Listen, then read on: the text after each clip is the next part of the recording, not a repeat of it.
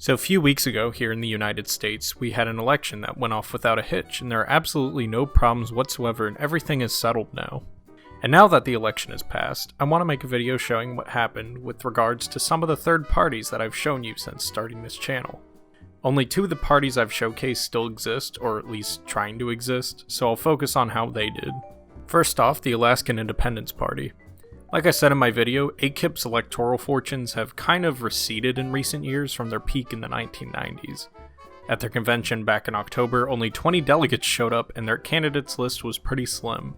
For the US Senate election there, they nominated John Wayne Howe, a machine shop owner from the little town of Fox outside of Fairbanks, who ran on a platform of legalizing sending guns through the mail and voluntary taxation. In the combined Democratic-Libertarian AKIP primary, he managed to net around 1,000 votes, or around 6.65% of votes cast. This is around double the vote they received in the 2014 primary, and only a little more than 1,000 votes less than the Democratic candidate received. In the general election, Howe got 16,656 votes, or around 4.7%. While AKIP's fortunes were pretty bad this time around, there's a shining light at the end of the tunnel for them. Alaskan voters narrowly approved Ballot Measure 2, which means that Alaska will from now on have a ranked choice voting system. That means that the spoiler effect, which often keeps people from voting third party, isn't really a concern anymore there. In all honesty, this will probably benefit Republicans and Libertarians more than anybody else, but AKIP still has a shot, I guess. Now let's move on to the other third party we looked at, the American Solidarity Party.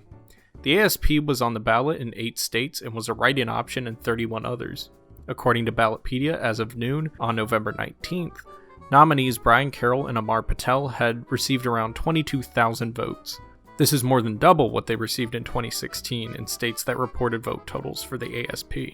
The party ran a number of candidates on the local level, but nothing super significant as far as I can tell. I think 2020 overall was just a really bad year for third-party candidates. The Libertarian candidate, Joe Jorgensen, only got a third of the vote that Gary Johnson did in 2016, and Howie Hawkins, the Green Party candidate, is set to receive about a fifth of what Jill Stein did in 2016. The one highlight for the third parties, I guess, is that in Arkansas, where there was a Senate race and the Democrats did not run a candidate, the Libertarian candidate received a third of the vote and second place in the final results. But other than that, just a pretty abysmal year for third parties, if I'm being honest. Thank you for watching this video. If you liked it, please like and subscribe. It really means a lot to me. I'm making another video right now. I'm working on the script right now. I think that'll be done probably in the next week or so, and I have to record it, and then I have to edit it. Hopefully it will be sometime early December it'll be out. I think it's going to be pretty interesting because it's a rabbit hole that I fell down. And it's just been something that's been a topic throughout my life that I've heard a lot about, and I just didn't really do much research on, but now I have, and I think it'll be pretty interesting, so please stay tuned.